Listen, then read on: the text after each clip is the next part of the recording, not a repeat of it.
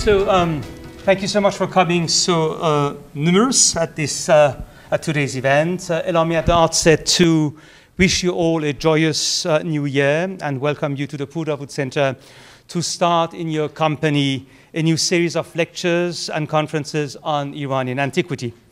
It gives me great pleasure and satisfaction to begin this year's Purdue lecture series with the contribution of my esteemed colleague, Professor Canepa, who has recently joined the University of California Irvine campus as Professor of Art History and the Elahe Umidyar Mir Jalali Presidential Chair in Art History and Ecology of Ancient Iran. I managed.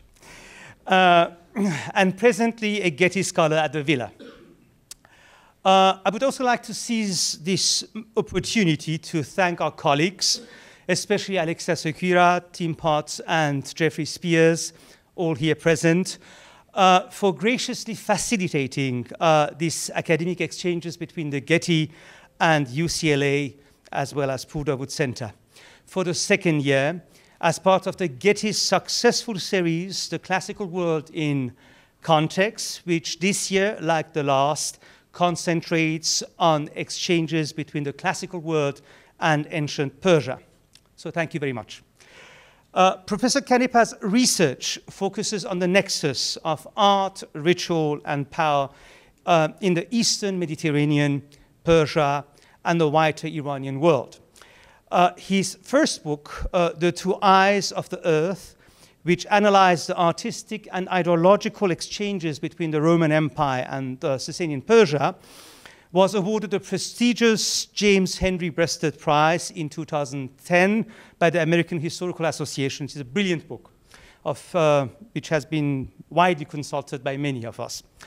His most recent book, which promises to be as brilliant as the first, is entitled The Iranian Expanse, Transforming Royal Identity Through Landscape Architecture and the Built Environment, and was just published by the University of California Press this past fall. It is an ambitious, really ambitious study treating the transformation of Iranian cosmogonies, sacred landscapes, and architecture from the time of the Achaemenids to the rise of Islam. In today's lecture, Transmillenial Ecologies of Iranian Religion and Identity, Professor Canepa will be addressing two complementary themes. One, on the synergy between religious practices and theologies and their sacred but material surroundings in the Iranian world across millennia, and the other on traditions of kingship and identity, which he posits were less about replication of inherited structures and concepts, but rather a conscious reinvention of perceived continuities by Iranian rulers in reaction to destabilizing contemporary struggles. And I just must mention that he's also the recipient of the prestigious Guggenheim Award this past year, which is being now spent as well on the preparation of his third volume, which is also the subject of his scholarly work at the present time at the Villa. He is going to be working on his next project at the Villa, which is called The Iranian Royal Image and the Transformation of Eurasia's Visual Culture of Power. So without further ado, please join me in welcoming Dr. Canepa. Thank you so much.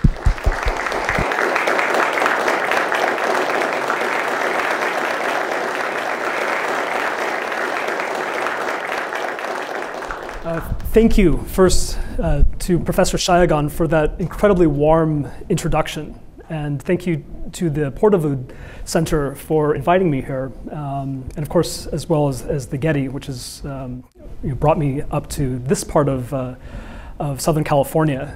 And since we're being recorded and this will be sort of broadcast widely, I'm also saying with pride that I think that at this point, University of California and potentially this part of California is fast becoming the nation's center for Iranian studies. And this is large part to what Professor Shayagan has been working on. And I'm very happy to join this group of scholars and this community here. Okay, so to begin,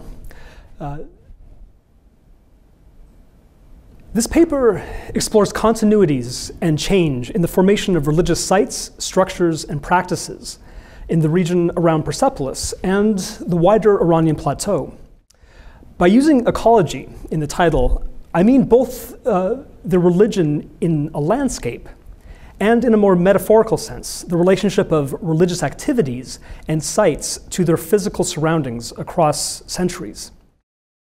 It considers the lingering impact and transformation of the Persian heritage as well as Pārsa's deep Elamite history. After briefly surveying problems in defining Iranian sacred architecture, we shift our focus to the introduction of new types of religious architecture, as well as the persistence of new open-air sanctuaries and ritual activities at natural phenomena. Before we approach the larger question, we must address a number of major historiographical problems and questions that have vexed the study of Iranian architecture and religion for over a century. Did the Achaemenids build fire temples in their homeland and across the provinces? If so, what did they look like? If not, then what sort of sacred architecture or spaces did they favor instead?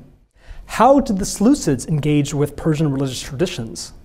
What was the legacy of Persian religion on the lands of their former empire?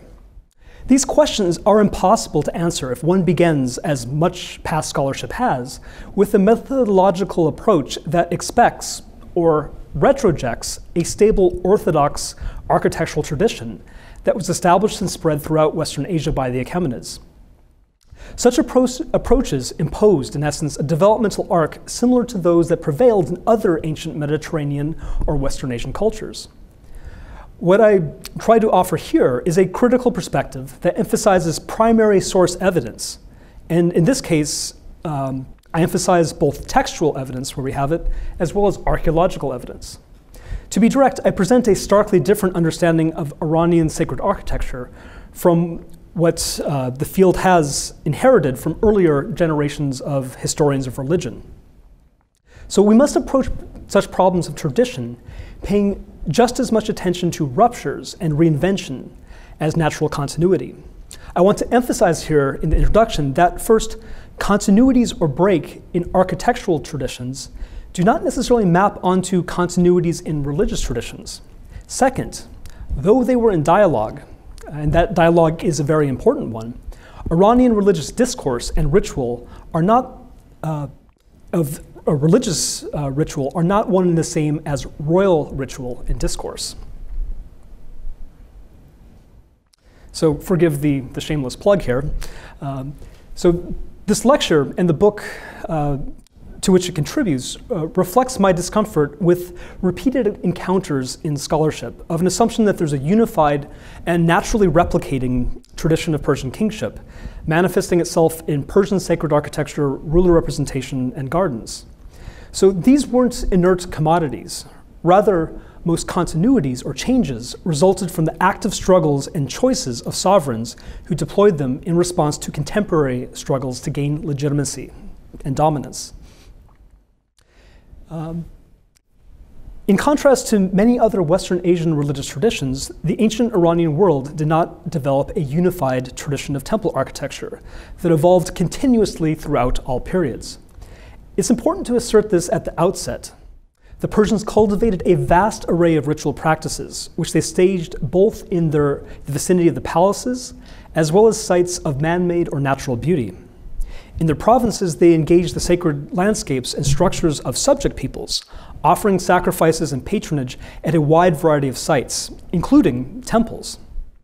They did not, however, impose a unified tradition of temple architecture, especially fire temple architecture, on their empire. And this is important to assert because throughout the last century, scholars have repeatedly assumed the existence of and often attempted to reconstruct this transmillenial tradition of fire temple architecture, built to house a sacred, ever-burning fire in the manner of a late antique or medieval Zoroastrian fire temple. It is only with the Sasanians that we see the imposition of such a widespread and relatively uniform tradition of fire temple architecture that is implanted or supported through imperial means and with imperial will. And this is another important distinction that I want to bring out at the beginning. We're going to see fire temple architecture before, but I'm making this distinction between an imperially sponsored and spread tradition and one that is developing sometimes in parallel up until the Sasanians. As such, it was an important innovation across their home province, that is the Sasanians' home province and the Iranian plateau. With roots in the Iranian East, where our first securely dated fire temples originate, fire cults and vernacular architecture that served them appear to have spread west as early as the late Achaemenid or early Hellenistic period. However, this was not the function of an official Achaemenid policy, nor did they flow from a cohesive tradition of architecture from an architectural historian's perspective. What we see, in contrast, are sites that may reflect a ritual continuity, and it is here that conversation and collaboration with our colleagues working on the Avesta might be fruitful. So the idea of transmillennial fire temple architecture in large part has been built on the work of Kurt Erdmann, Stig Vikander, and Mary Boyce, who argued that under the Achaemenids, a temple cult of fire developed in order to compete with the introduction of a temple cult of images. This was understood to have occurred under Artaxerxes II. These theories grew almost entirely from a fragment of the Babylonica of Berossos, a Babylonian priest who wrote a history of Babylon in Greek in the early Hellenistic era. In it, Berossos claims that Artaxerxes promoted the veneration of statues of the goddess Anahita. However, he never mentions temples, much less fire temples. Boyce, the great historian of Zoroastrianism, hypothesized that an offended Orthodox Zoroastrian community must have created a rival temple cult of fire to counter this new introduction of statues and temples. And this was a sort of a working hypothesis of hers. She thus argued that Avestan sites, such as the Great Fires of Iran, were founded in the late Achaemenid era when this invented temple cult of fire began. Boyce was a historian of religion, and a very good one at that. And while she engaged archaeological material, she generally privileged secondary textual sources over primary archaeological evidence when textual sources did not exist for a certain period. The problem is, however, no archaeological evidence exists that can corroborate these claims of grand, imperially sponsored Achaemenid fire temples, much less architecture associated with specific sanctuaries. The ranks of pre-Sasanian fire temples have thinned considerably as old sites have been subject to new dating technologies and more critical analyses. Those structures that have been reliably dated and show secure evidence of a fire cult follow a different architectural tradition unrelated to those of the Achaemenid period and date at earliest to the Seleucid era. In fact, all available archaeological and primary source evidence suggests a much different pattern when one applies a more disciplined approach to the evidence. While Boyce herself was discreet politically and intellectually, her ideas on the fire temple in some ways relate to a more problematic tradition of scholarship arising out of pre-World War II Germany and Austria, who sought the roots of a primordial Aryan architecture and religion in these imagined Iranian temple traditions. And some further historiographical reflection is useful here. Eventually allied with similar endeavors in the Third Reich, some of these early scholars, including but not limited to Josef Stragowski, Walter Heinz, Kurt Erdmann, and Stig Vikander, studied Iranian religion and architecture as part of a project reconstructing a quintessential Aryan art and architecture. Some were members of the Ahnenerbe and some served in the Schutzstaffel, while others, like Stragowski, were simply party members. And still others, were just simply responding to hip contemporary theory, rather naively. Stragowski, for example, who is incredibly important for the history of many fields, not just Iranian architecture, but also Armenian architecture, for whom he's still incredibly influential, sought this essential Aryan architectural form in Iranian fire temples. And this, he posited, was a centralized structure built on a radiating plan. This, he argued, could be discerned in the architecture of any Aryan people, from Persians to Armenians to Germans and Scandinavians, manifests in Gothic cathedrals and stave churches. Employing a method adapted from Indo-European linguistics, he attempted to reconstruct a primordial, Aryan language. He saw himself as contributing to the resurrection of a pure Aryan culture by reconstructing the lost Aryan Ur-Architektur, and secondarily linking German culture securely into this tradition. The problem was, as always, finding that missing Achaemenid prototype, or earlier. So a rotating cast of structures were enlisted to serve as the Ur fire temple, all of which have since turned out to be something else entirely. Post-war scholarship inherited these paradigms, though cleansed from the Nazi racial theory, and still, in many ways, expected to find this grand tradition of Iranian fire temples. In previous publications, my intervention in this debate has been to argue that we are not looking at a unitary architectural tradition, but rather something that was reinvented several times over in diverse regions with many non-Iranian architectural and cultic elements added. Secondly, I've argued for the importance of Seleucid forms in the development of the earliest temple traditions in Iran, and the Parthians and Sasanians in the spread of an architecture specific to fire temples.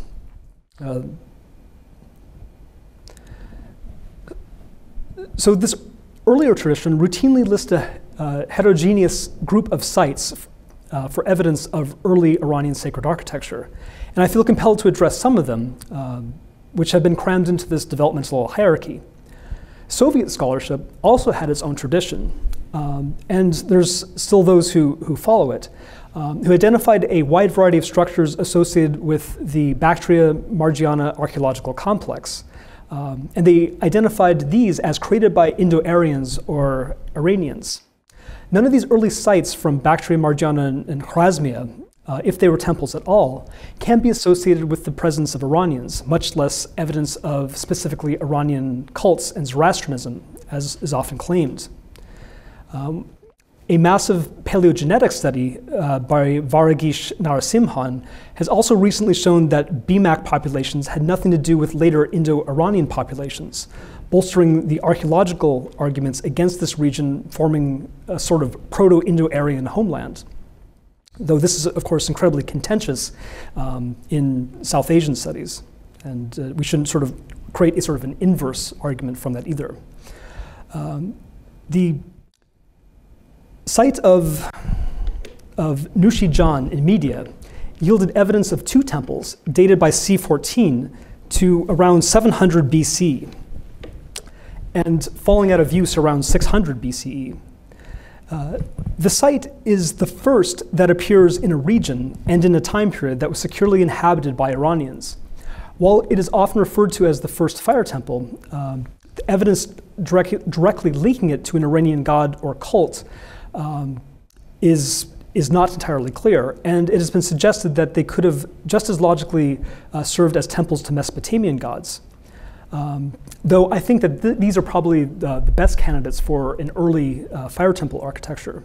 But more significantly, the architectural and cultic designs of the temples were not repeated elsewhere and did not form part of a larger widespread tradition. Despite this, scholarship has been tempted several times to draw lines of development between the ground plans and structures that appear over 500 to 1,000 years later, when we do have, in an architectural historian sense, comparable material.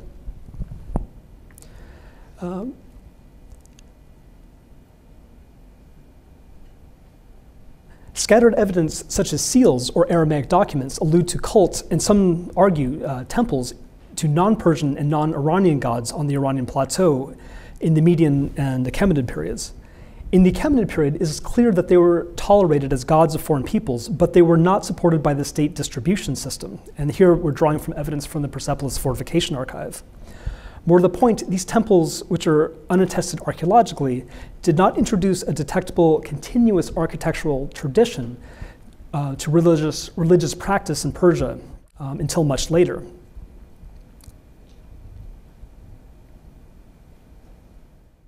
So let's look at the evidence that we do have for Achaemenid official sacred architecture. And to emphasize this, to contrast it with other sites that we'll see that do not show evidence of Achaemenid imperial ground plans or craftsmanship. If we focus on this, a simpler but more interesting image emerges. The primary type of cultic space that the Achaemenids sponsored and used were open-air sanctuaries, either enclosed precincts on a plain or terraces on a hillside or mountaintop. These form the archaeological evidence of unquestionably Achaemenid cult sites. They consist of open-air sanctuaries, often surrounded by some sort of precinct barrier. We have a great deal of evidence of Achaemenid ritual activity in the Persepolis fortification tablets. However, they record rituals such as the lawn or the ship in Elamite that have a decidedly Elamite character. And these are offered primarily, though not exclusively, to Elamite gods. References to sacrifices preserved in the PFA include sacrifices at the king's tomb, and especially the prestigious ship ritual, which allude to these open-air sanctuaries. The three sites that hosted the ship ritual most often include Pasargadae, were all provisioned with a paradise. And certain texts mention this fact, but none mention enclosed sacred structures or fire temples. And I think also it's important to mention here that this distinction is, I mean, we're looking at a Persian ritual activity and Persian sacred site, though not necessarily one that includes a sacred fire and something that accommodates what one would expect for the celebration of the Yasna from later Zoroastrian tradition. But these sort of spaces and these sort of sacrifices are unquestionably Persian, even though we know of them through Elamite textual material or archival material. As Walter Hinckelmann pointed out, the sacred precinct at Pasargadae is a likely candidate for such sacrifices, as well as other rituals. It consisted of a large open plain, later surrounded by low mud walls. Two 2-meter limestone plinths set 9 meters apart were both supported by foundations. One of these plinths has stairs leading up to it, and together they evoke the image of the Achaemenid king standing on a platform, worshiping at a raised altar, carrying a blazing fire. And this is something that we see see everywhere in the Persepolis fortification and other archives in the ceilings. So these evoke seals in the PFA that show activity at an altar, but again, no hint of enclosing architecture. And this has been expertly studied by Mark Garrison in his recent book published in 2017, the results of a great deal of study. So the ritual activity that they present, nevertheless, does cohere with aspects of Iranian ritual tradition. It is indeed tempting to view the Zaindain and Kabe-e Zardosht, two identical towers at Pasargadae, and the Achaemenid necropolis of Nakhchi-Rostam, as involved in this sacred topography of Persepolis. Although not fire temples, it is possible that they served as focal points or centerpieces of some sort of sanctuary or some sort of ritual activity. And this is the sort of sanctuary that shows up in the secondary sources, such as Plutarch's Life of Artaxerxes, which he mentions as a hieron in Greek. The word hieron could refer either to a sanctuary precinct or perhaps a specific structure, though in a vaguer sense than a naos, as a sort of a temple proper. But given their centrality to the sites, as well as the prominence of towers in later post-Achaemenid Fraterakid coinage, it is indeed likely that these towers played a role in the sacred landscape of Pārsa, without necessarily functioning as a temple in a Greco-Roman or Babylonian sense, nor as a later fire temple. To these open-air sanctuaries near palaces could be added several natural open-air sites, such as the site of Bisatun.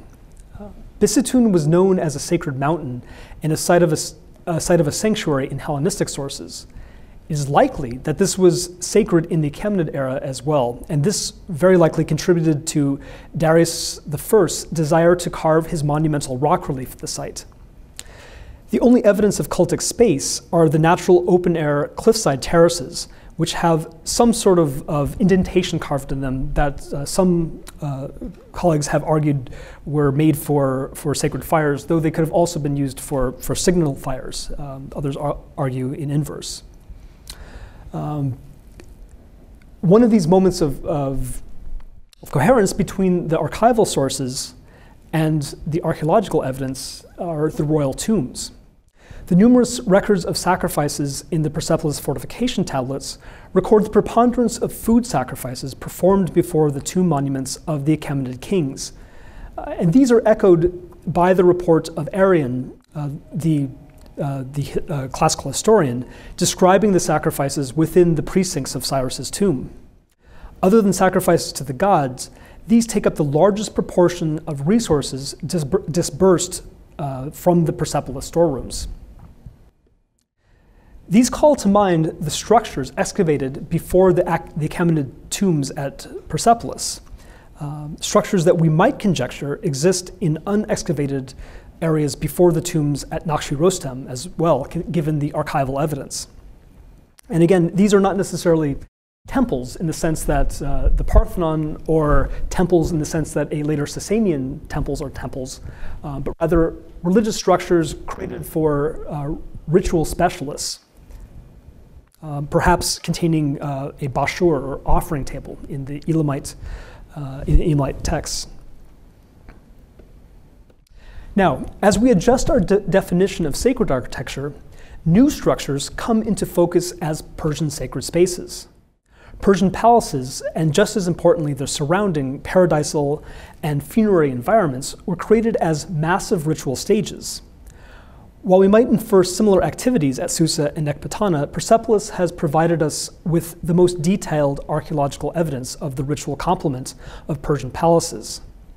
Known primarily through the archival and selographic sources, the offerings of a veritable army of priests and high officials were offered at spectacles of public piety that perennially enlivened the palace and its surrounding precincts, with sacrifices great and small.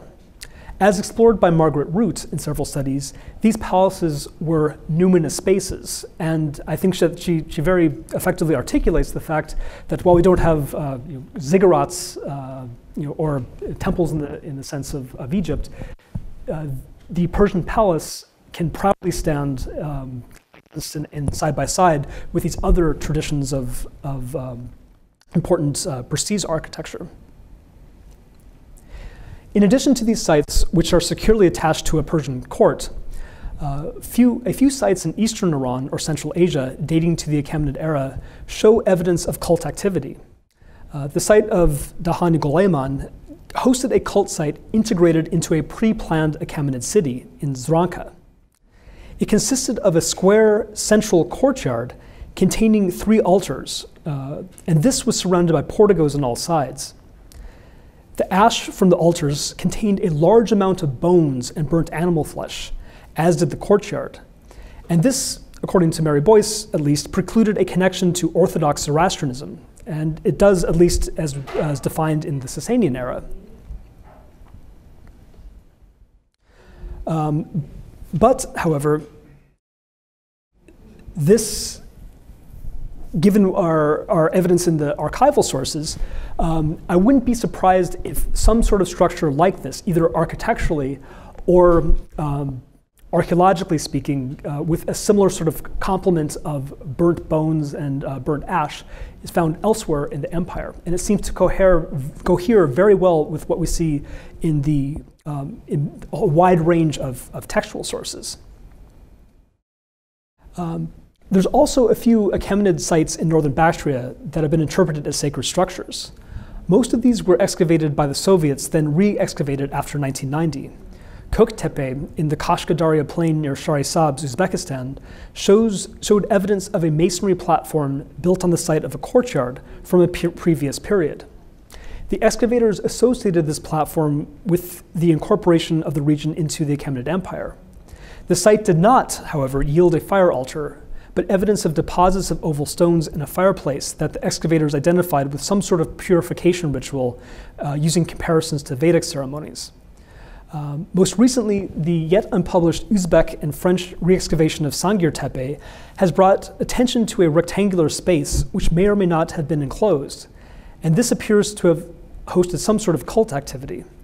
Sangir Tepe was a square mud brick structure. It was not built on a platform, but on a level, on the level of the ground level, which had several pits filled with sand, pebbles, ash, and bones. Again, the excavators compared this to Vedic purification rituals and the site to Koktepe. And the Soviet tradition was tempted to connect these sites in a linear sense to earlier BMAC sites and thence to Boyce's Zoroastrian temple tradition. However, we have a wide divergence in design and materials as well as remnants of cultic activity.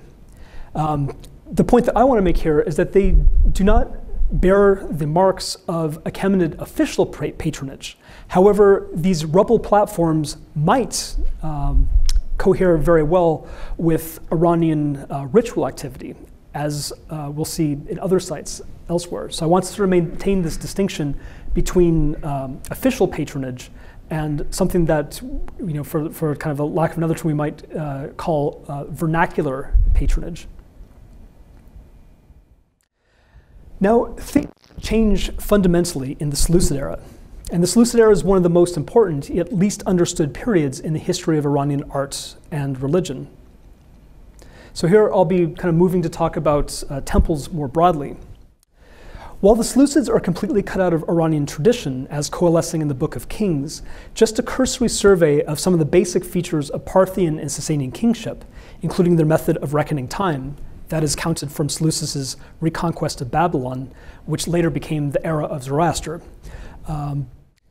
Their preeminent symbol of kingship, that is the diadem, and the location of the royal capital in Mesopotamia, Seleucia, later Ctesiphon, all demonstrate the profound role the Seleucid era played in the formation of Iranian culture.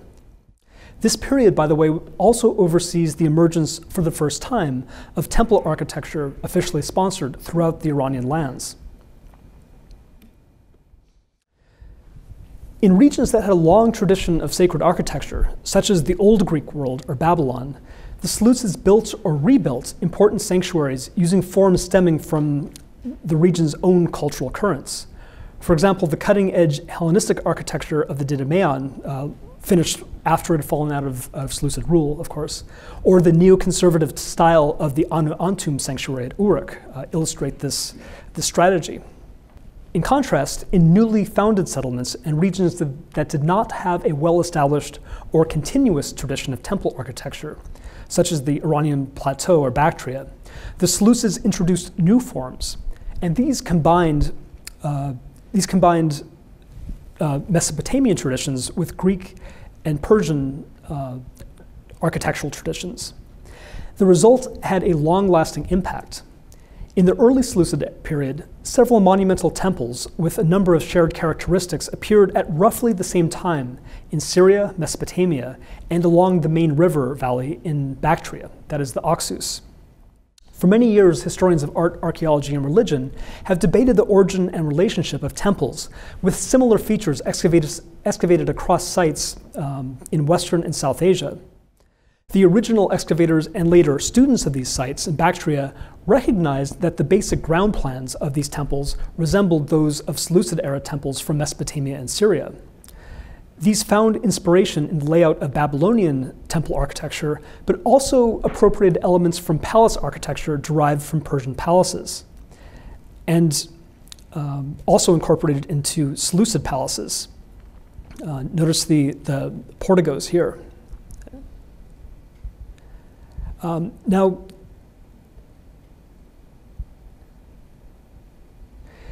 one very important example of this is the well-known site of Achaemenid, which was founded by Antiochus I around 280 BCE.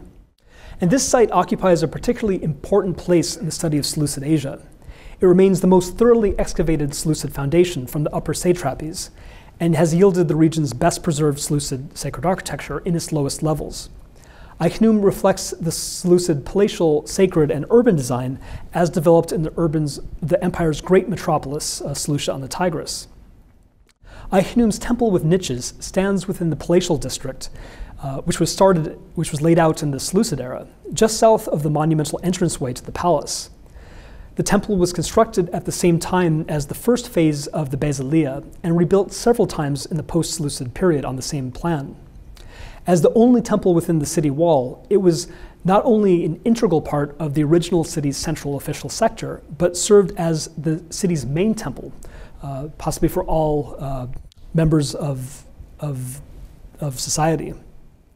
The other major cult site in Achaemenid, the temple outside the walls, was located, not surprisingly, outside the city walls, on the main thoroughfare. Both phases of a centralized ground plan generally match that of the temple with niches within the city walls, and it was divided in an eastern antechamber and naos. And here you see up here the earliest level of it.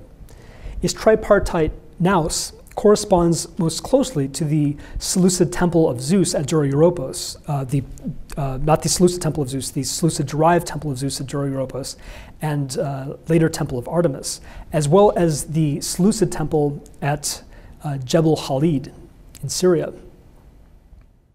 Only a few clues point to the nature of the cults or cult practiced in the temple, and none of them conform strictly to any single religious tradition. That allows us to think that it was transplanted, tied to a population. And this was kind of the original sort of working hypothesis of many of the original French excavators when they encountered this, that this Babylonian ground plan must have been implanted into the city, or rather perhaps grew from a deported Babylonian population.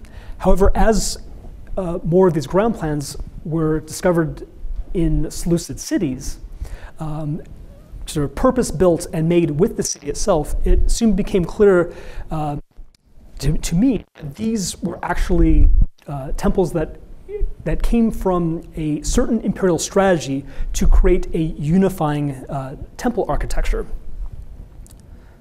So winged thunderbolts on the remains of the Greek-style acrolithic cult statue in the temple with the niches in Achaemenid indicated that it reflected the iconography of Zeus.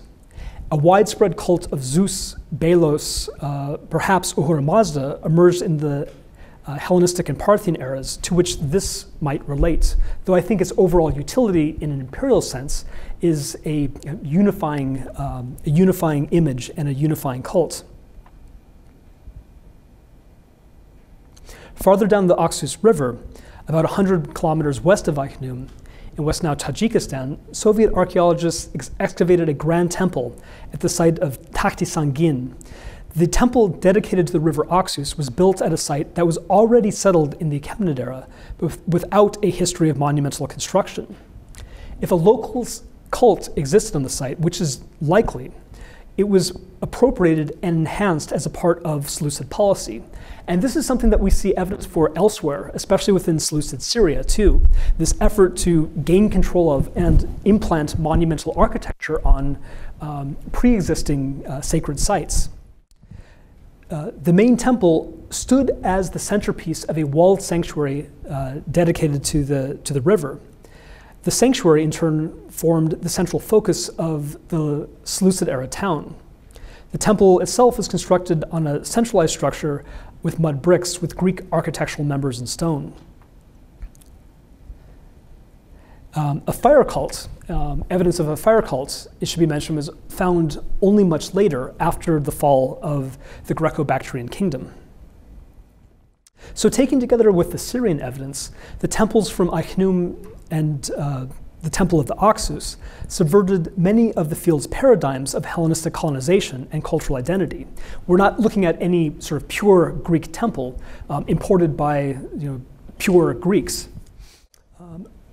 Earlier interpreters sought the origins of these temples in either yet-to-be-discovered Achaemenid fire temples or in otherwise undetectable Babylonian ethnicity, circularly imputed to the settlement's citizens or the temple's gods from the ground plan.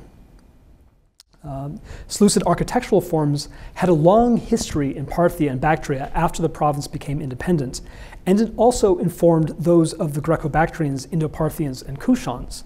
But the Seleucid period was the major point of innovation.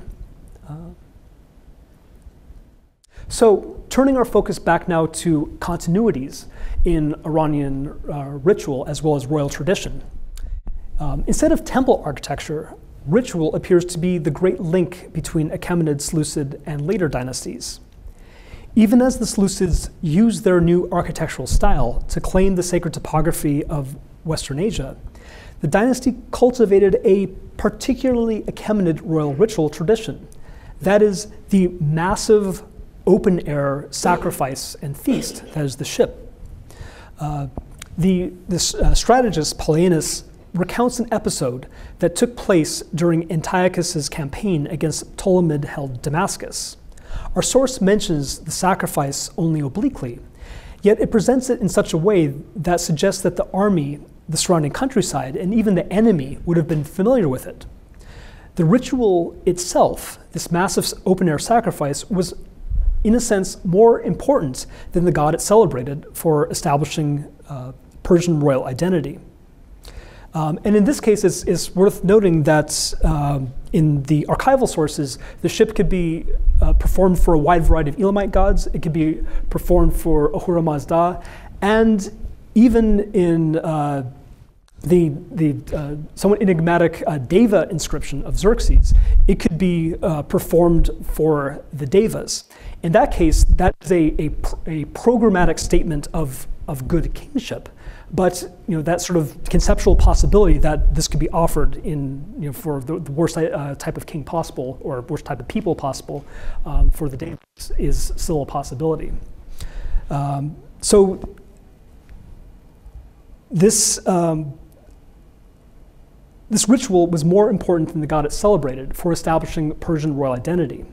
The Seleucids were not simply keeping the customs of their ancestors. And remember, the dynasty itself at this point was half Iranian, though kind of northern Iranian rather than sort of Persian, if you want to split hairs. But additionally deployed this spectacular ritual as a means to claim the royal Persian legacy as their own prerogative. This post-Achaemenid adaptation of the ship was not unique in the Hellenistic world, and it appears that the Seleucids built on other post-Achaemenid precedents. Alexander adopted aspects of the protocol in a sacrifice celebrated at Opus, and our most evocative description of the post-Achaemenid performance of the ship was that orchestrated by Pseucestus at Persepolis itself in 316 BCE. Although reinvented and dramatically changed through an integration of Hellenistic cult and artistic images, the traditions of the Persian open-air sanctuary persisted in the Middle Iranian era. Like the Orontids of Armenia and Commagene, the kingdom of Pontus had its roots in the Achaemenid satrapies of Cappadocia and Phrygia, and its dynasty claimed both Achaemenid and Seleucid descent.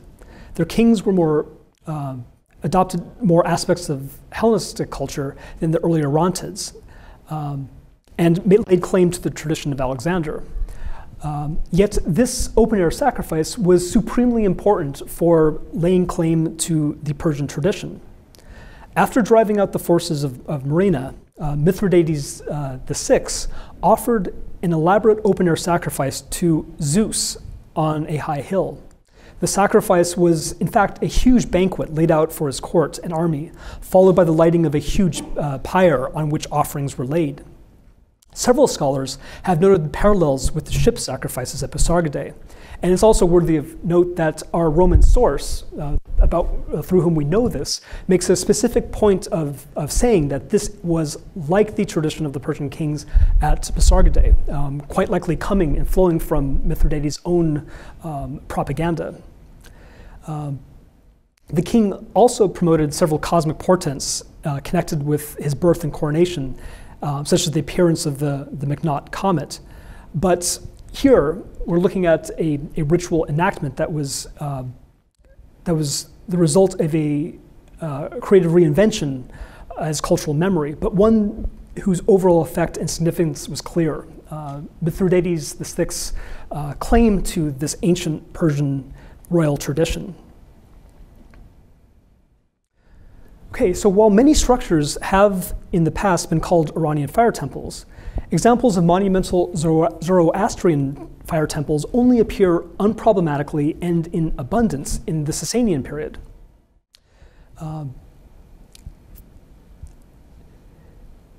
The structures that have been reliably dated and show secure evidence of fire cults follow a different architectural tradition unrelated to the architectural traditions that we've traced previously.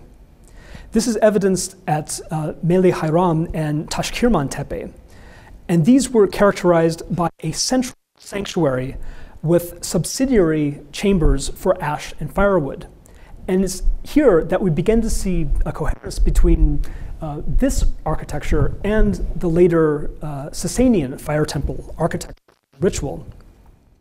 The Sasanians themselves were responsible for the ultimate spread of a different type of sacred architecture that became closely associated with the fire cult. That is the centralized dome Chahar Tak.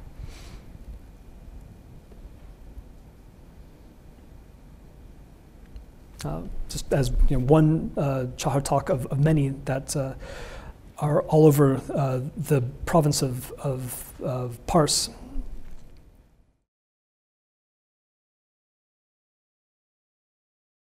So we have no evidence thus far of official Achaemenid fire temples.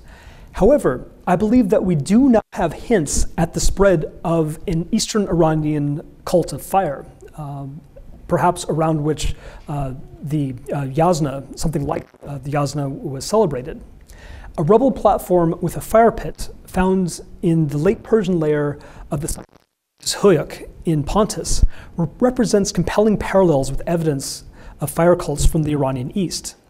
Though it does not show evidence of official architecture or patronage, the site possibly provides an important attestation of Iranian cult practices that may be seen as precursors to the range of post-Achaemenid Anatolian fire cults attested in the classical literature. And here I want to sort of emphasize the range of fire cults, because what's primarily important here is the ritual activity itself, not necessarily the architectural forms, which were in a sense sort of utilitarian. At Olius Huyuk, we have a multi-period site about 25 kilometers from Amasia, with occupation stretching back to the Bronze Age. And here the excavators discovered a cult site that they identified as a Zoroastrian temple within a level associated with the late Achaemenid or early Hellenistic periods. And this is interesting because this is also the same time that we have that sort of evidence at Tashkirman Tepe, which is sort of something that is within this ambiguous range of late Hellenistic Achaemenid to early Hellenistic. The feature consists of a coarse rubble-paved platform with a fire pit and buried jars of pure ash included in a deposition pit.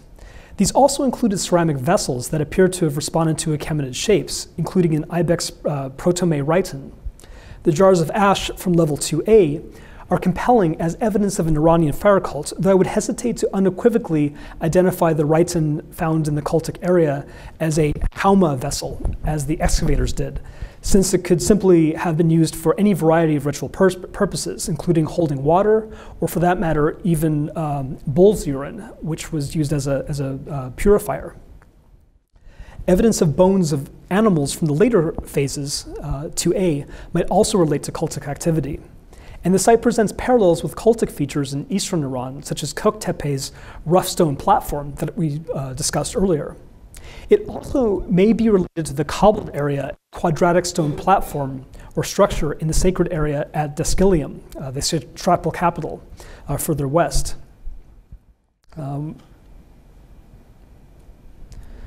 So what we've surveyed thus far points to the fact that Iranian religious practices diverge markedly over the former lands of the Persian Empire, with influences from dominant or neighboring cultures contributing to the process.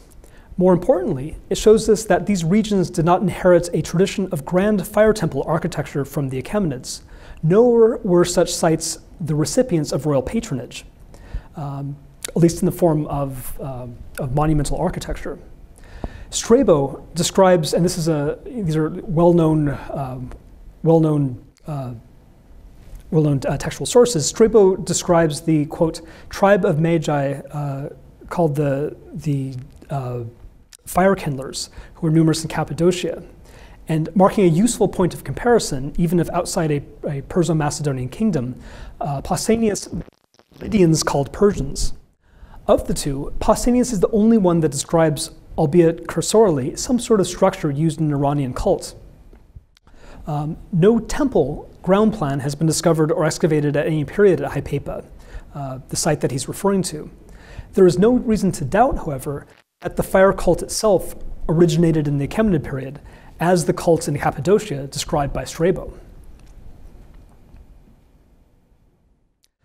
Although scholars have attempted to do so before, it's still too early to write definitively about the early development of the Zoroastrian fire temple.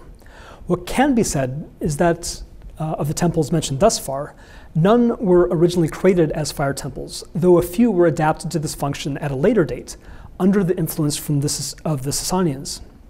This type of architecture becomes widespread throughout the province of Pārsa and appears in both big and small structures, and eventually around Iran. Most stunning of all are the grand monumental sanctuaries that the Sasanians sponsored to celebrate some of the most primordial elements of their formulation of Zoroastrianism, such as the Great Fires of Iran, though that sort of lies beyond the scope of this talk. For the final portion of it, however, I want to shift our focus back to Pārsa, to the Persian homeland, and another characteristically Persian sacred space. That is an open-air sanctuary at a cliff face articulated with monumental sculptural reliefs. The Iranian plateau, which formed the core of the Achaemenid Empire, preserved the reliefs of a succession of ancient Western Asian kingdoms and empires that preceded the Persian Empire. While Assyrian reliefs and sites were ignored, Pārsa's extensive Elamite Rupestrian heritage drew the Achaemenid dynasty. The Achaemenids engaged many sites that enjoyed a significance in the Elamite period. However, they almost unfailingly used them in a different manner, either effacing or reorienting their confirmation and significance. And I state this at the outset to qualify and temper any expectation of a simple, direct continuity.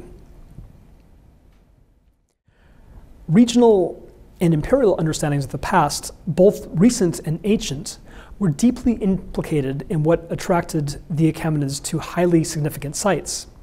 While we cannot know exactly what was destroyed or preserved, the Persians seem not always to treat the reliefs or inscriptions of their pre-Achaemenid predecessors with particular care or respect, even if they valued the diffuse sense of antiquity they carried, or just simply the sense of antiquity carried by the sites themselves.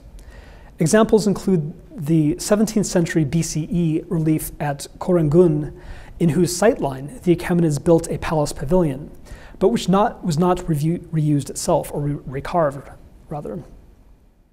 Most notable is the former Elamite water sanctuary at Naqsh-i-Rostam, which we considered a little bit earlier. The Achaemenids did not integrate the Elamite remains into their own reliefs at the site. In fact, in the case of Naqsh-i-Rostam, the Persians appropriated for the dynasty any lingering numinous power still inherent in the site, but converted the former water sanctuary into a royal necropolis. In contrast to Pasargadae, which he finished with care, Darius's treatment of the site parallels his urbanistic obliteration of Susa. Though there, of course, there were still walls and structures referenced, it was one that was kind of remade in the king's own image.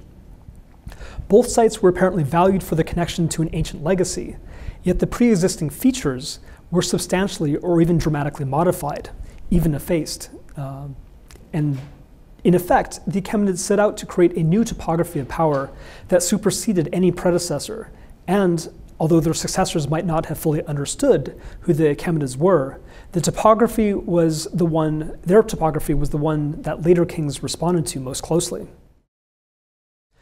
500 years after the Achaemenids, the early kings of the Sasanian dynasty reconstituted and reanimated these awe-inspiring and half-understood ruins. And they wove together old Achaemenid and new Sasanian sites, as well as rituals and images. They created rock reliefs and founded sacred fires that established their memory to create a tangible and powerful experience of their new vision of Iranian history and the dynasty's place in it.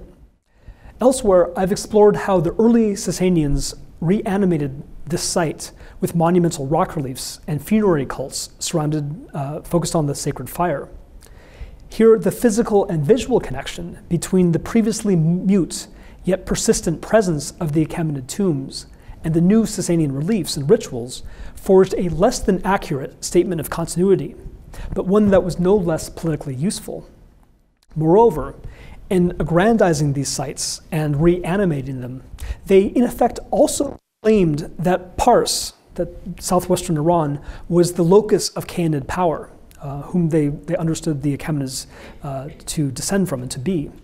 And they started a long process of wresting the Achaemenid tradition away from eastern Iran to Persia. Soon afterwards, they turned outwards and exported this new dynastic vision to the wider Iranian world. Providing clues to an even deeper engagement with the Achaemenid royal cultural practices, the Sasanian king Shapur I carved a trilingual Persian, Parthian, and Greek inscription into the lower levels of three sides of Naqsh-i-Rustam's most prestigious Achaemenid structure, the Kabe-i-Zardusht.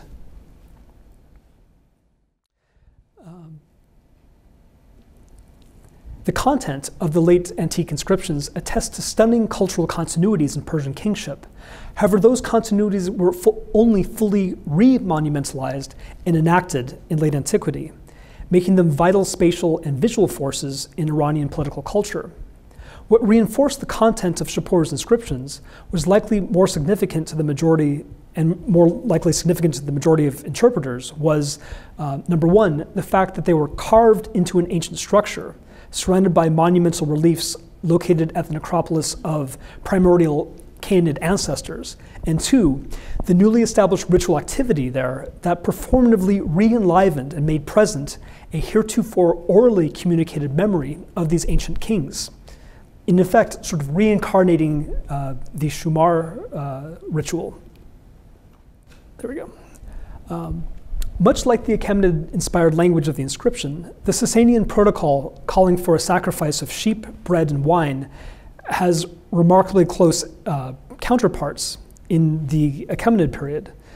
In the Persepolis fortification tablet, as well as the classical sources that record the preponderance of food sacrifices performed for the tomb monuments of the Achaemenid kings, we see origins of this distant cultural memory. So the inscribed and sculpted landscape of the Iranian plateau presented a power source and reservoir of royal precedent that transcended centuries.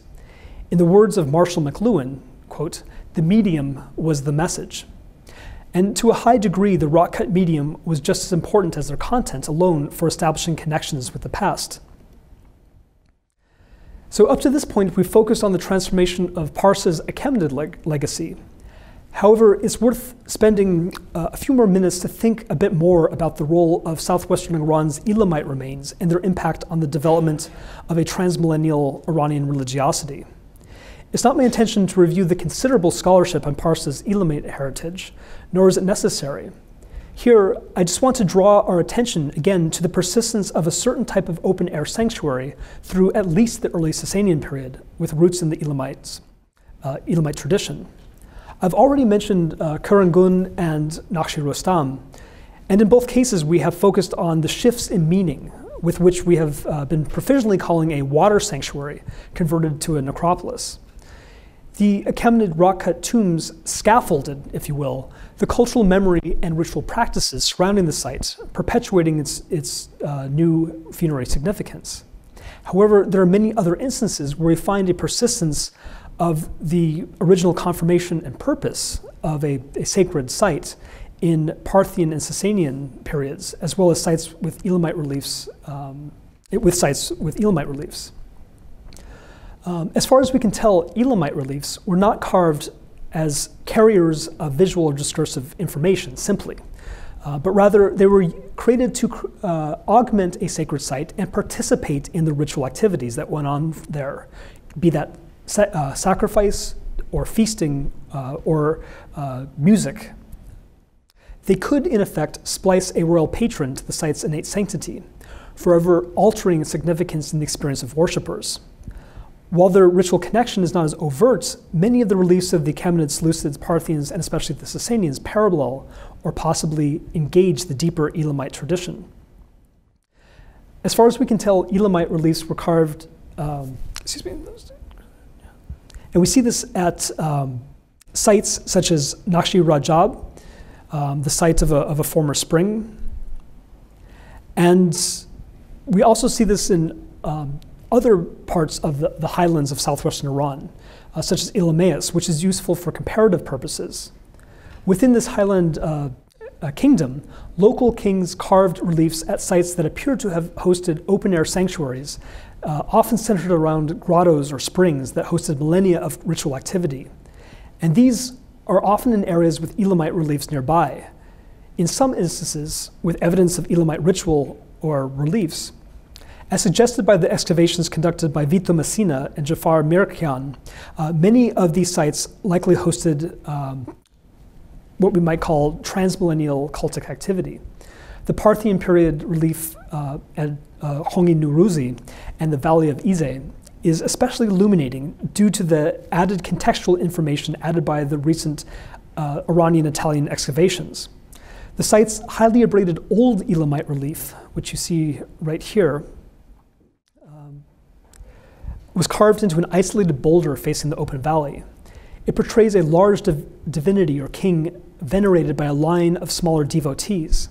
This composition is similar not only to other Elamite reliefs, but also recalls cylinder seals, suggesting continuity across the monumental and minuscule mediums, correspondence that Kulifara's relief 4's composition evokes as well.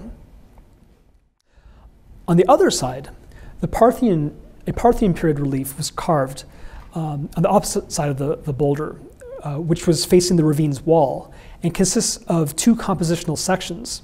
To the left, a bearded figure is portrayed in profile in armor with a flowing chlamys and diadem mounted on a prancing horse.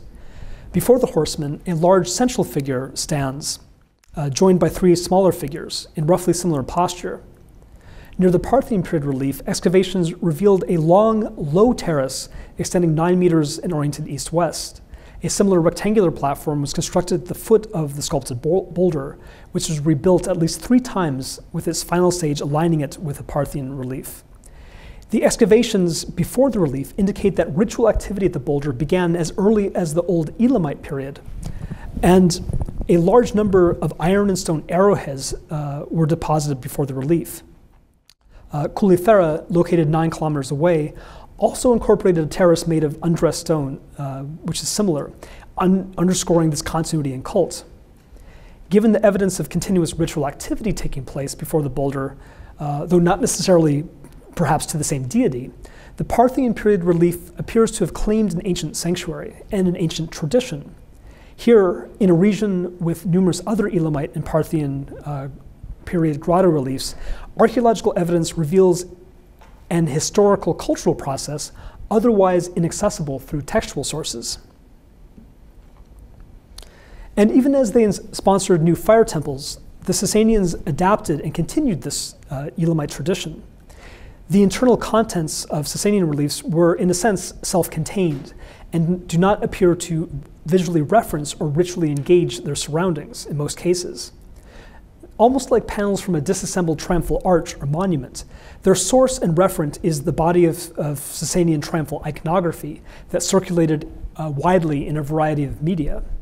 Their placement and function in the natural environment, however, parallels and possibly drew from earlier Elamite precedences.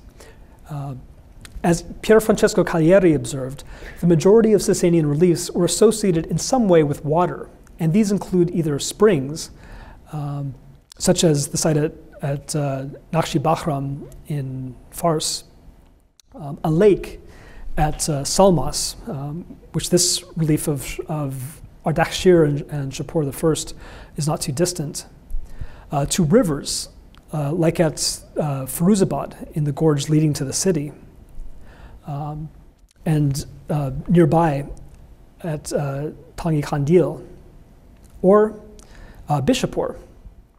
In contrast to the Elamite reliefs, these Sasanian reliefs did not directly engage the water or portrayed ritual activities performed directly at the site.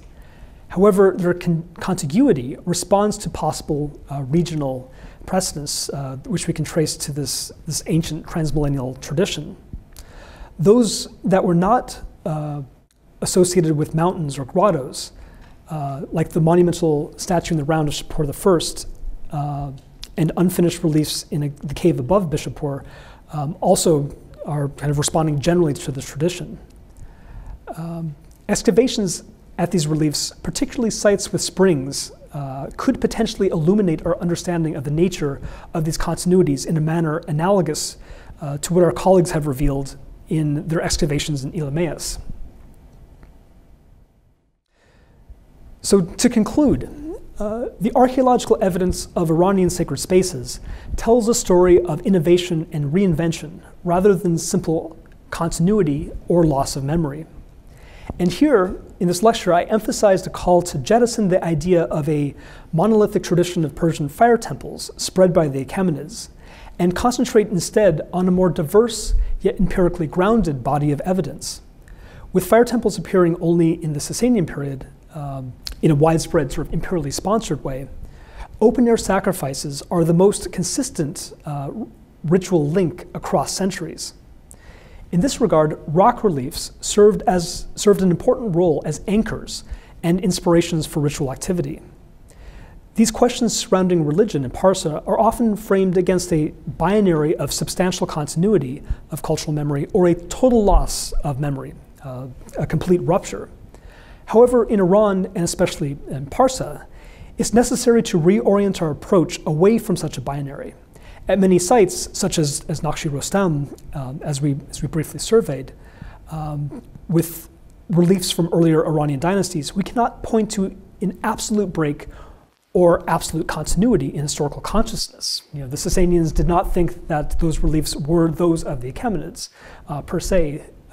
They understood them to be that of an ancient dynasty and tracing back to the Canepids, through which a couple Dariuses linked them. But nothing that is sort of a complete break or a complete loss in memory. What we witness is an interchange between cultural memory and permanent marks in the landscape, the meaning of which, though once fixed at the time of their creation, were malleable both physically and interpretively. In a sense, the central generating force inspiring the cultural practices that make up the later afterlife of these monuments is the simple material presence of the reliefs and inscriptions themselves, even if they couldn't be fully interpreted and understood. Analogously, the ultimate goal of rituals like the Hellenistic reenactments of the ship was to create a tangible instantiation of politically useful and coherent experience of the past inside the present. Simply performing the ritual was more important than anything else. While the trajectory of our evidence that our evidence traces is often discontinuous, in all cases, sacred spaces and structures were co-constituent of Iranian religiosity, and for some patrons, practitioners and observers, Persian royal identity. So while there was a loss in memory, or where a regime introduced a new tradition entirely, as the Sasanians did several times, those in power had no compunction in creating the tangible evidence, either ritual or architectural, or to kind of give bones, if you will, to the lie. While the Sasanians were extremely adept at adapting their political cosmology to respond to and explain the contemporary geopolitical situation, they were equally skilled at reshaping the actual built and natural environment to cohere with and support that vision of the world. As the culmination of Iran's royal and sacred traditions, the dynasty set about claiming all important provincial sites and traditions to ensure that the Iranian world conformed to their new political cosmology. We have seen how the dynasty reanimated the Achaemenid ruins of Pārsa, in effect establishing Pārsa as the locus of Achaemenid power. So how were transmillennial continuities maintained? What was the role of the natural environment, of the cultural landscape, of ruins, of oral tradition, discourse? None of these held the full story. Each functioned reciprocally with the other. And I hope that these might be stimulating questions for our further discussion. Thank you.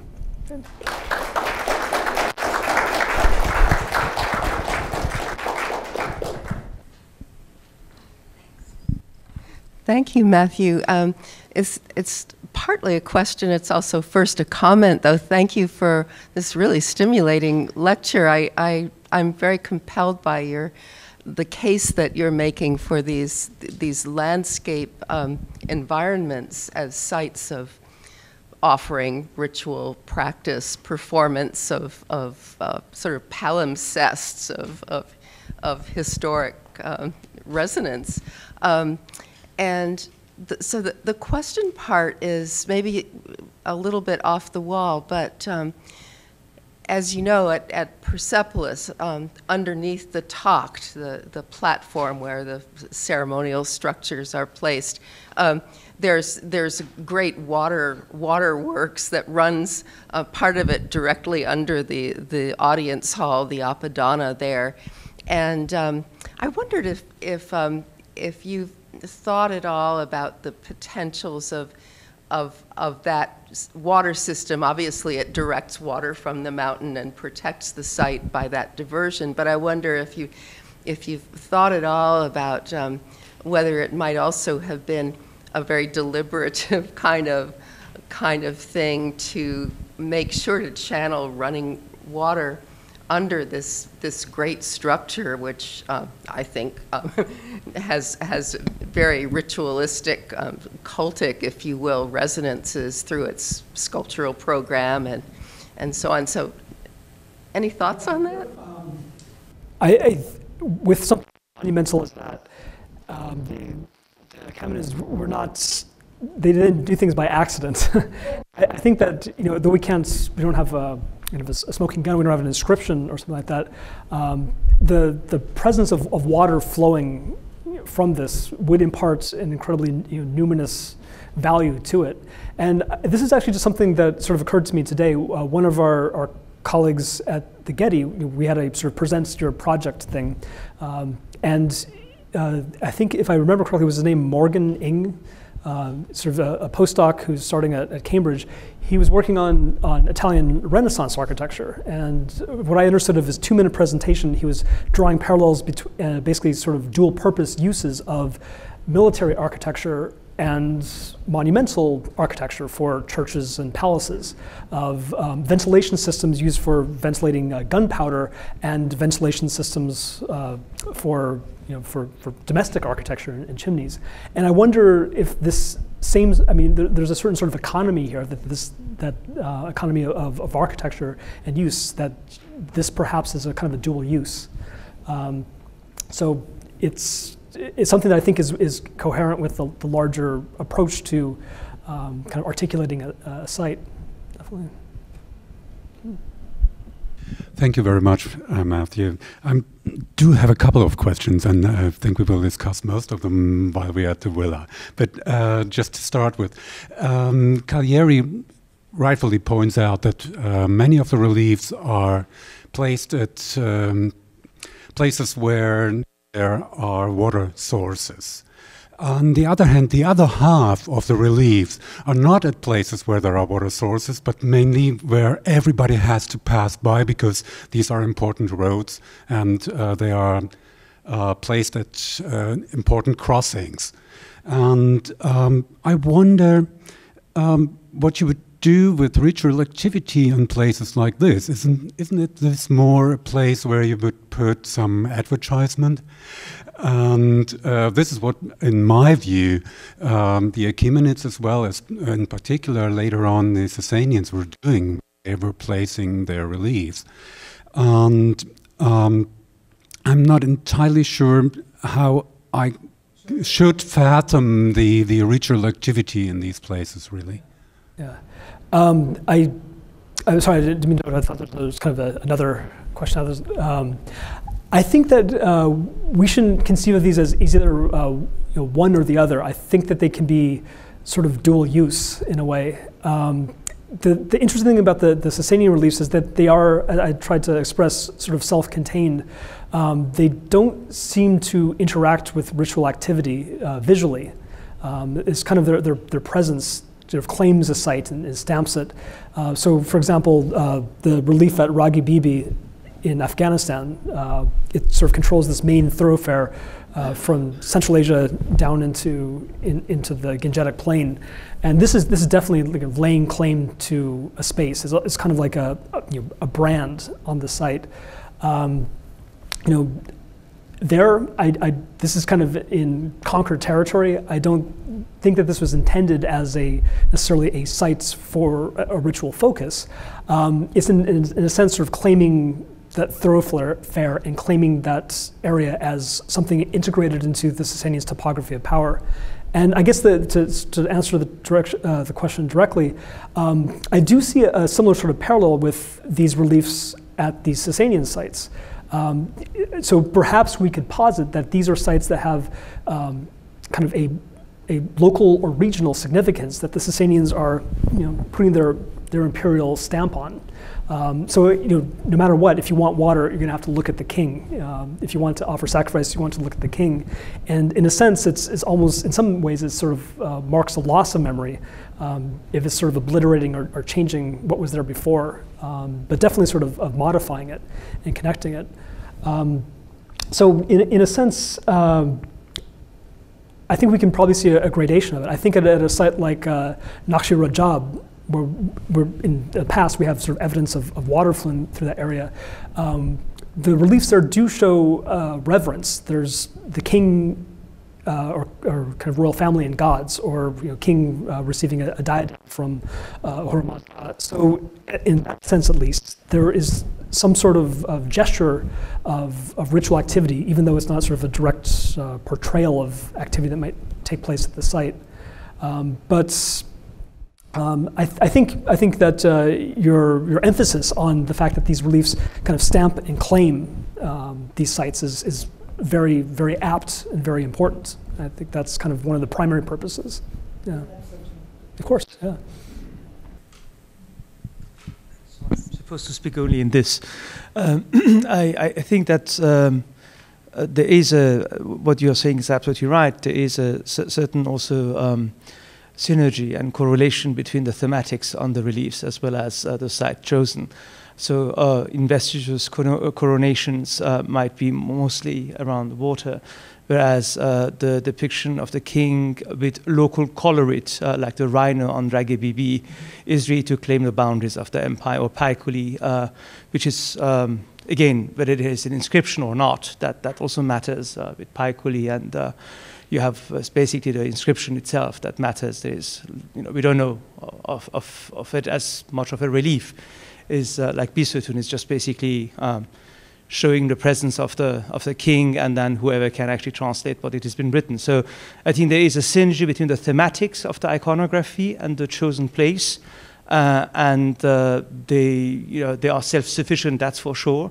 And they must not be always for rituals. They can also claim land, convey a royal message. But when there is investitures and coronation, you are really right, they are mostly close to water. So there is at least a certain categorization to be found. Yeah, sorry for that. Oh yeah, no, sure. You had more questions. no, not really. Especially since you, I pinned down a note for a question, and you kind of answered it because we, again, in this discussion, we talk about the reliefs, and I always think we kind of tend to overemphasize the importance of the reliefs in terms of religious interpretation, because we simply don't know the temples. We have not enough archaeological excavations which produced evidence for temples in the wider area, and therefore we tend to concentrate on the material we have at hand. And you were completely right in pointing out that the whole story of religion in the area and the history of fire temples is a very complex and complicated one. And you made a very strong case in pointing to Malaharam, for example, that this tradition as we can really try to provide evidence is not a very long one. And therefore, you basically answered that question already in pointing to the weakness in our material. I mean, that's if you don't want to work in fragments, then you shouldn't be working in Iranian studies. This goes for textual as well as archaeological. But yeah, no, it's interesting. I mean, for the fragments we do have, we do have things like the offerings of arrowheads and bells at that site in Ize from the Parthian period. For the Sasanian period, we have Shapur's inscription, where the vast majority of it is recording the ritual protocol of Fire's Padruan for the soul of his family. So that's kind of what we have to work with. But we do have, in that sense, evidence of ritual activity that was in some ways associated with the site. And the reliefs participate in a sense of presence. And I think there is a kind of sensitivity to what is going on there, but not necessarily, that's their sole function, if you will.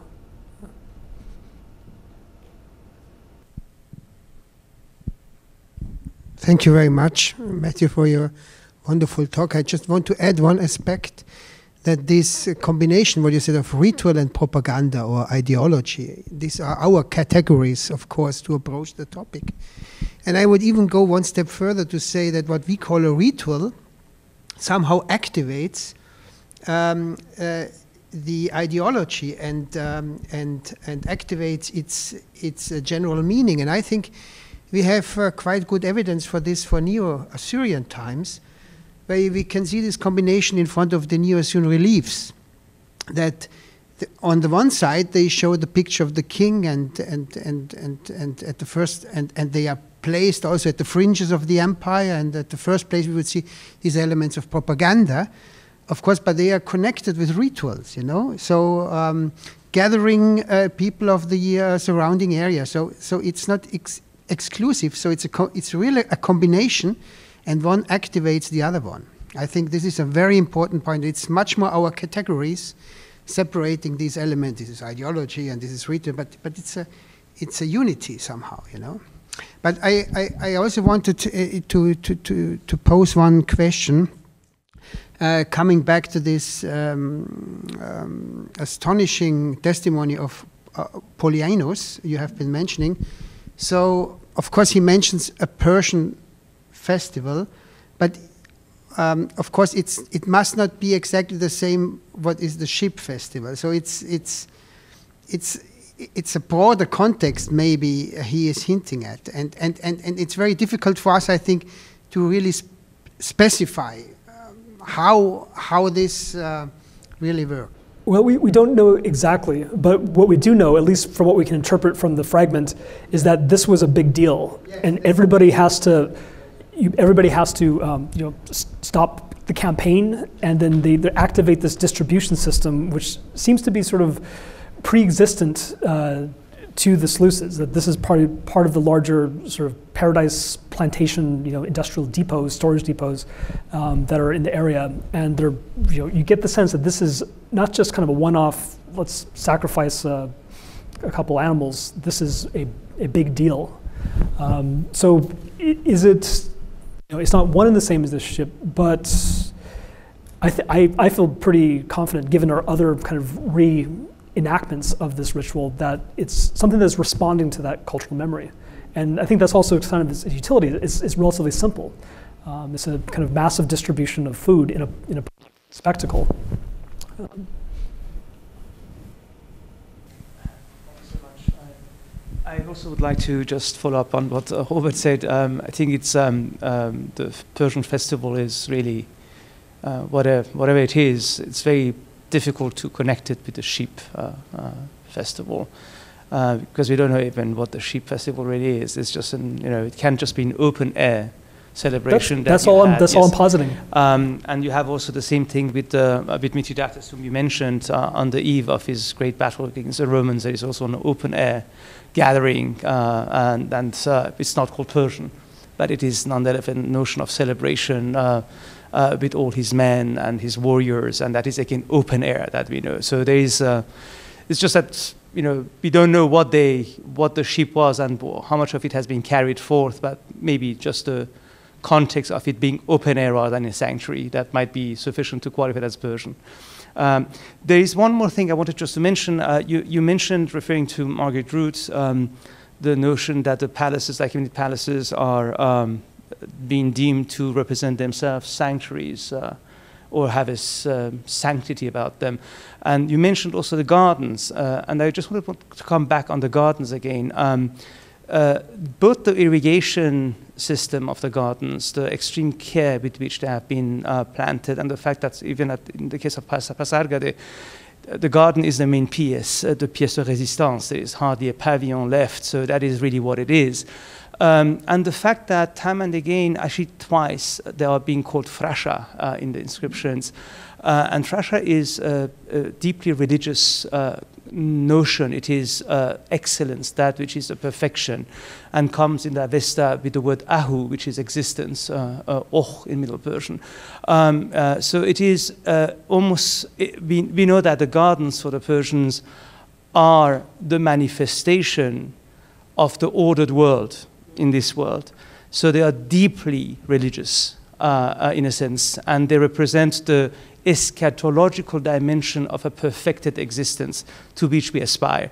So I think that goes well, the notion of garden, with your notion of open air, festival, sacrifices, platforms. There is no need for palaces, because the tamed nature, which is the garden, is by itself the ordered world, which obviously relates to the cosmic order of Ahura Mazda. Hence, it is the best of existence in a certain sense. So that works well with your wonderful talk about this. Just wanted to mention that. Yeah, definitely. And I've benefited a lot from Bruce Lincoln's work. It was a 1997's article on Intergermanische Forschung, in his last book. But we also see that at Susa too. So it was at this site, like Frasha Akunam, I created this. I made a wonder. A great wonder was created, which has that sense of sort of a prefiguration of post-apocalyptic perfection. Yes, absolutely. Thank you so much. I think. May I just thank you so much. I think also you have to remember that we don't know much about Elamite religion, but one thing we do know is that there is continual mention of this sacred wood. And so this is sacred wood, who knows what it is.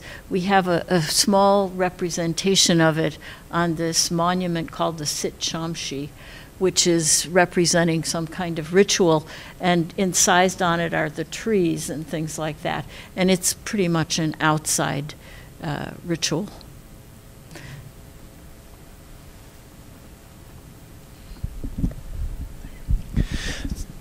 Thanks, Matt. I was really struck by how sort of specific some of your analysis was. I mean, the kind of story you're telling is one of rediscovery, reinscription, gradual changes over time, investing old places with new meaning and that kind of thing. But I just wonder, to what extent does material culture tell stories about ruptures and breaks and iconoclastic moments? I mean, when Zoroastrians look back on Alexander, for instance, the kind of things they say is not he applied this Persian tradition at Opis. What they remember is he came in, he smashed, he burned, he tore up the Avesta, and he destroyed fire temples and this kind of thing. Now, of course, a lot of those things wouldn't have even been around for him to desecrate at the time, but it's significant, I think, that the memory is one of rupture, not of rediscovery, reinvention, and so on. So can material culture and landscape archaeology speak to those kinds of moments in religion as well, or is it really just a gradual story, and did the Persians simply have a long-term habit of being too pragmatic about religion to emphasize the sort of more destructive elements? Yeah, well, I mean, working from the evidence that we do have, I think in a way, Naqsh-i Rostam can be deployed as either a evidence of continuity, but very thin continuity, or evidence of rupture. Because there has to be this very careful reinvigoration and reinterpretation of the site.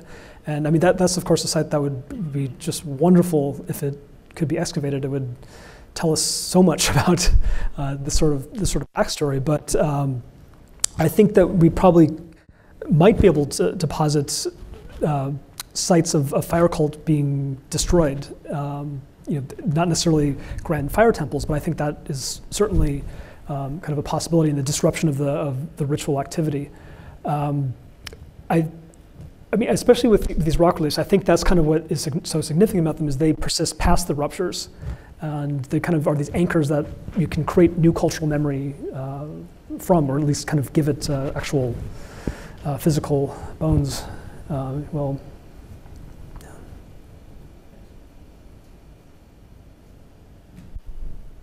Any more questions? On that note, Okay. Thank you very much. Great. Thank you for your wonderful comments. It's all good.